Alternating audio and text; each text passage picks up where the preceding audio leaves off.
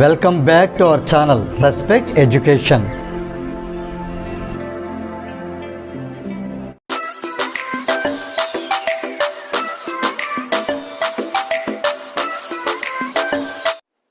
ఈ క్లాస్లో మనం ఎక్సర్సైజ్ 2.2లో క్వశ్చన్ నెంబర్ 2లో సెకండ్ బిట్ ఎలా సాల్వ్ చేయాలి నేర్చుకోబోతున్నాం.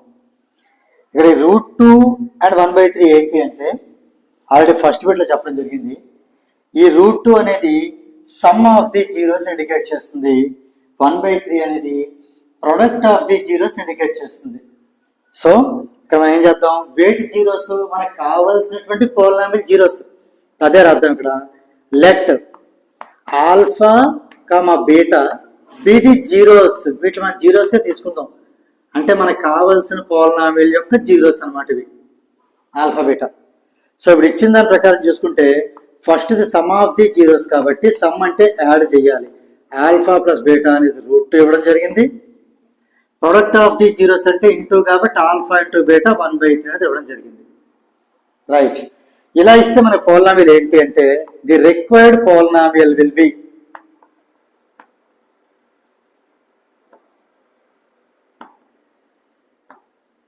రిక్వైర్డ్ పోలినామియల్ ఏ ఫామ్ లో ఉంటుందంటే ఇలా sum of the zeros product of the zeros ఇచ్చినప్పుడు k into x² minus alpha plus beta times x plus alpha beta.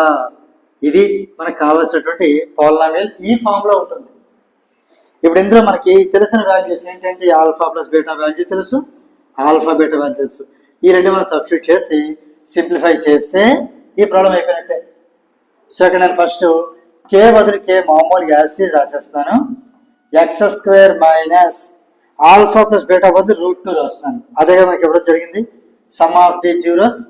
So alpha plus beta into ఈ x మర్చిపోకుండా అది కూడా రాయాలి, plus alpha into beta, alpha into beta value 1/3. ఇప్పుడు ఏం చేద్దాం, 3 అనేది ఎల్సిఎం అవుతుంది కాబట్టి ఎల్సిఎం తీసుకుందాం. అంటే ఇప్పుడు ఇదంతా కూడా 3 అనేది ఎల్సిఎం అవుతుంది.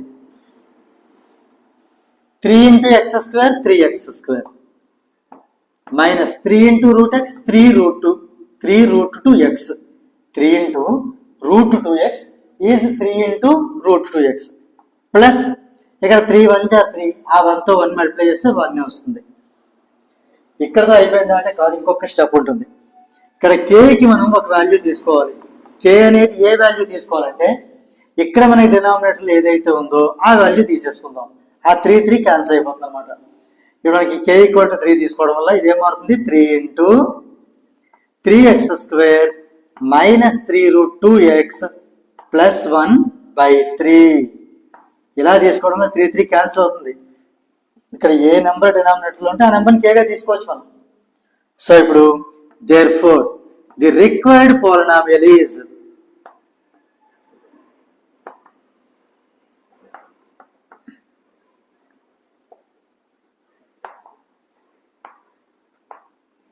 మనకి ఇక్కడ ఏదైతే మిగిలిందో అదే మనకు కావాల్సిన polynomial 3x² minus 3√2x plus 1. ఇది మనకి ఫైనల్ ఆన్సర్.